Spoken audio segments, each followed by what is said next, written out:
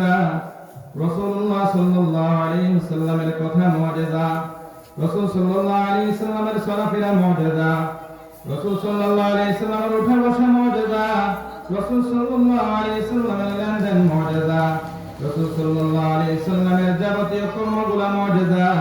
যতগুলো মুজিজা আল্লাহ পাক রব্বুল আলামিন দান করছেন, তার ভিতরে সর্বশ্রেষ্ঠ দুটি মুজিজা, সর্বশ্রেষ্ঠ দুটি মুজিজার মধ্যে থেকে একটা হলো আল কোরআন, দ্বিতীয় হলো মেরাজ।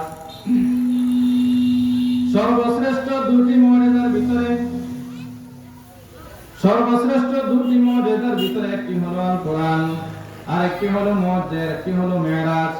যেটা আপনি কেউ প্রশ্ন করেন, ও কোরআনে কারীম, তুমি কোথায় থেকে এসেছো, কি তোমার বাড়ি কোথায়, তোমার ঠিকানা? কোরআনে কারীম তার নিজের ভাষায় সে বলবে তানজিলুম মির রাব্বিল আলামিন, তানজিলুম মির রাব্বিল আলামিন।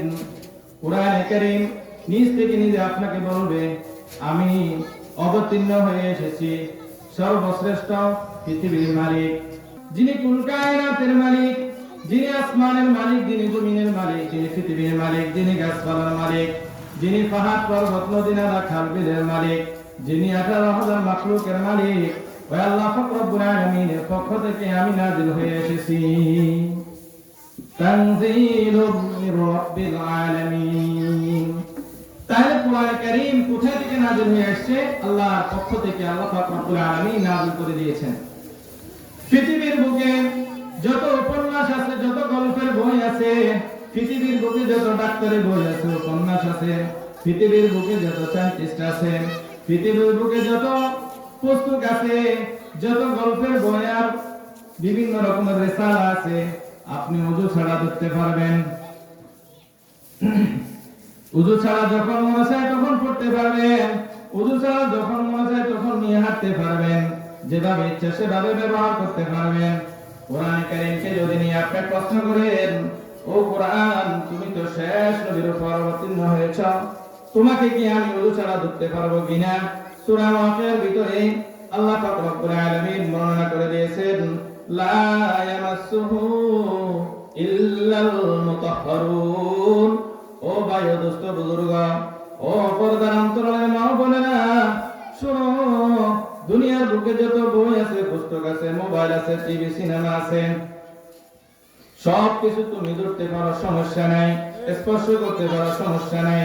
কিন্তু কোরআনে কারীমের সর্বশ্রেষ্ঠ মুজিজা, কোরআনে কারীমকে তুমি ওযুবিহীন স্পর্শ করে ধরতে পারবে না। কোরআন নিজে বলে দিয়েছে, লা ইয়ামাসসুহু ইল্লাল মুতাহহারুন। তুমি তোমার ওযু নাই, ওযুবিহীন তুমি কোরআনকে ধরতে পারবে না। তবে মুখস্থ যদি তুমি জানো, মুখস্থ তুমি পড়তে পারিবা, মুখস্থ তুমি জানলে মুখস্থ পড়তে পারিবা। কোরআনে কারীমকে যদি আপনি প্রশ্ন করেন, ও কোরআনে কারীম, যত পৃথিবীর বুকে যত গল্পের বই লেখা হয়েছে, স্কুল কলেজের বই লেখা হয়েছে, সবগুলো স্কুল কলেজের বই, রিসালা, পুস্তক, উপন্যাস, সবগুলা পড়তে একটা বিরক্ত আসে, একবার বেশি দুইবার পড়লে বিরক্ত আসে, এবং বইয়ের ভিতরে সন্দেহ থাকে।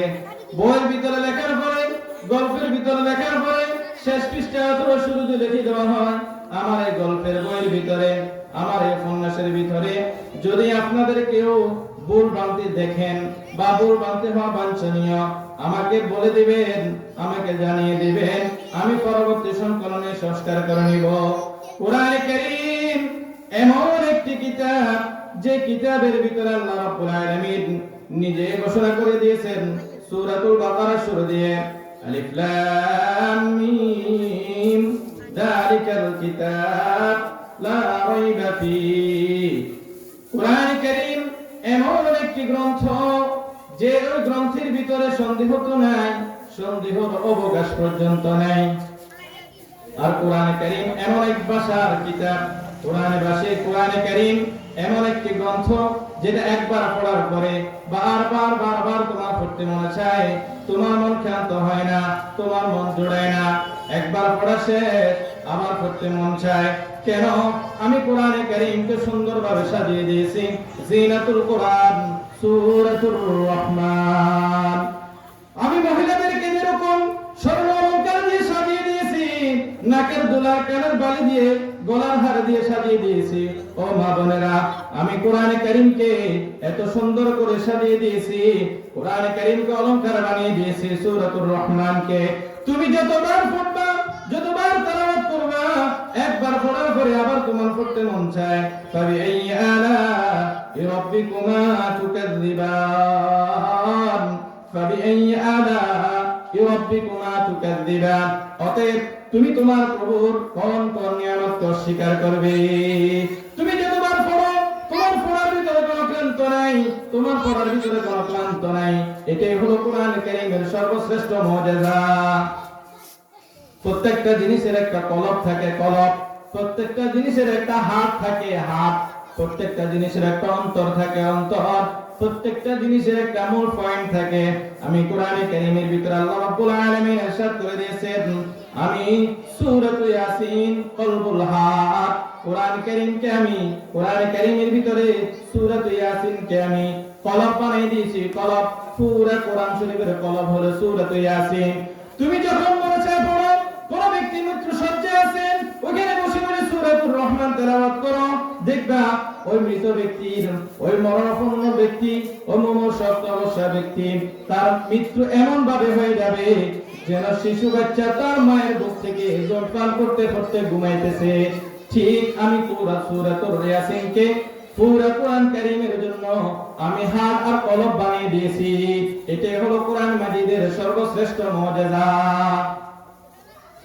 ভাই দোস্ত বুজুর্গ, ও পর্দার অন্তরালের মা বোনেরা, বুঝানোর জন্য বলছি, হেদায়েতের মালিক হলেন আল্লাহ। দুনিয়ার বুকে যতগুলা বই আছে, সায়েন্টিস্টের বড় বড় বই আছে, অনেকগুলা বই আছে, গল্পের অনেকগুলা বই আছে।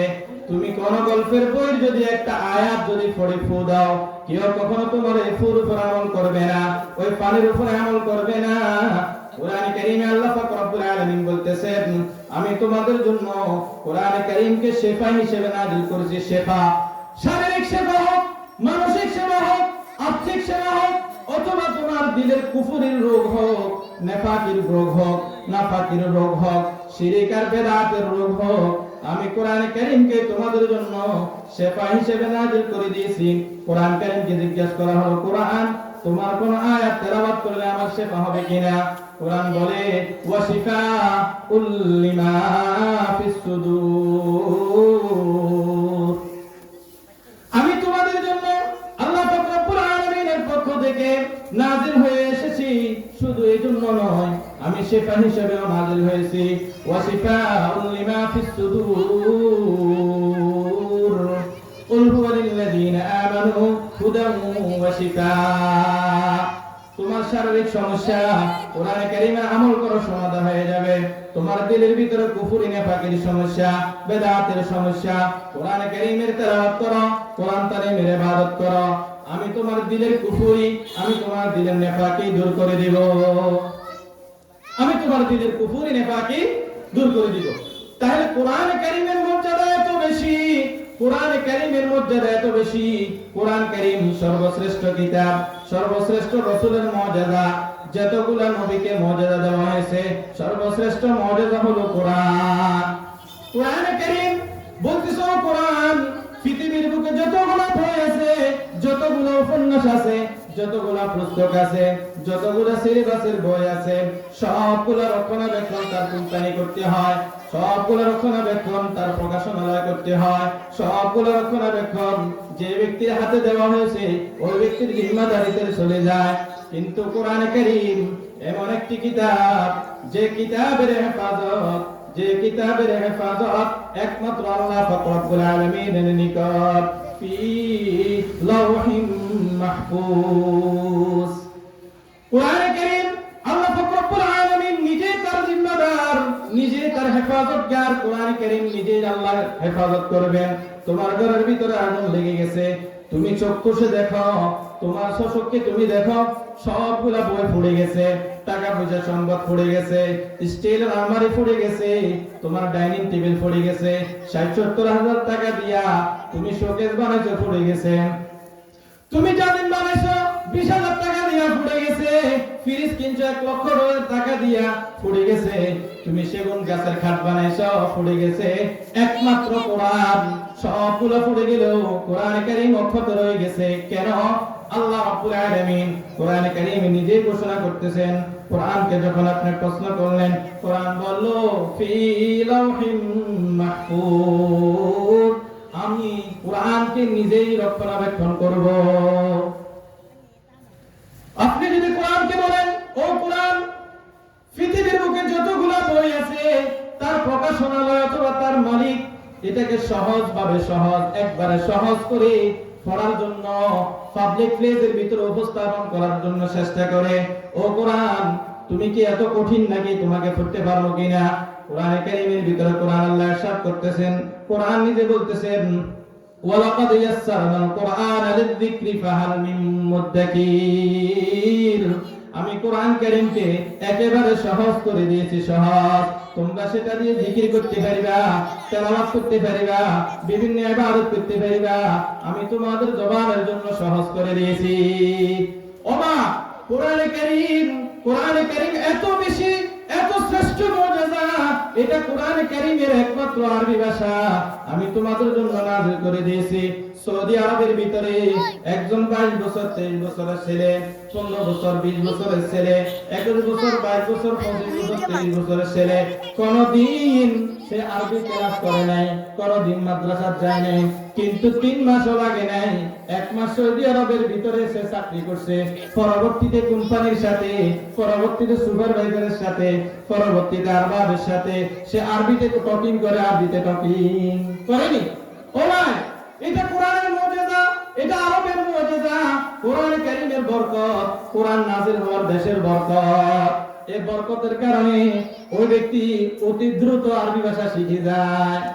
মাসবুক বা ইসমি জাহিদ কোইনটা বুঝুন, সে ঠুসঠুস আরবিতে বলতেছে, যতগুলো কথা অতি কোর্স করতে হয়, 3 মাস পর্যন্ত শিখতে হয়, ব্যাকরণ আর গ্রামার শিখতে হয়, কিন্তু সে লেবারি দেওয়ার জন্য গেছে, কর্ম করার জন্য গেছে, যাওয়ার পরে 1 মাসে কোম্পানির ওখানে চাকরি করলো, কিন্তু তার মুখে দিয়া অনর্গল আরবি বাইরেতেছে।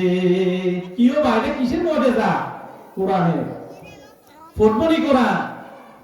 এজন্য আল্লাহ রাসূল সাল্লাল্লাহু আলাইহি ওয়াসাল্লাম হাদিসের বিষয়ে ইরশাদ করতেছেন, قال رسول الله صلى الله عليه وسلم القرآن حجة لك وعليك, কোরআন কারীম তোমার জন্য হবে ঢাল স্বরূপ, আর নয়তো কোরআন শরীফ তোমার বিপক্ষে সাক্ষী হবে কাল কিয়ামতের ময়দানে।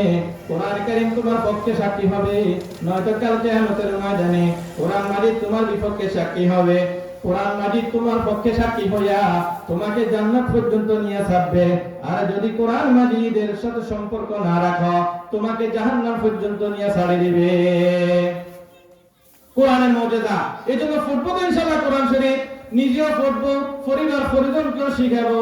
কোরআন মাজিদ যদি নাও শিখি, বলতেছে সোহবতে সালে তোরা সালে কুনদ, সোহবতে তলে তোরা তলে কুনদ। ও ভাই, সৎসঙ্গে স্বর্গবাস, অসৎসঙ্গে সর্বনাশ। 10 টাকা দামের একটা কাপড়, 50 টাকা দামের একটা কাপ, রেহাল অথবা দুজদান, এই কোরআন কারীমের সাথে লাগার কারণে, কোরআনের সাথে সম্পর্ক থাকার কারণে, এই রেহাল কোরআন শরীফকে লাগানোর কারণে, উঠানোর কারণে, আর এই দুজদান দিয়ে কোরআন শরীফকে মোটাই রাখার কারণে, ও ভাই দোস্ত বুজুর্গ, 10 টাকা দামের 20 টাকা দামের কাপড়কে কতবার চুমু দিচ্ছি, এভাবে বুকে নিচ্ছি, এভাবে বুকে নিচ্ছি, এভাবে মুখে নিচ্ছি, দোয়া করতেছি। কেন?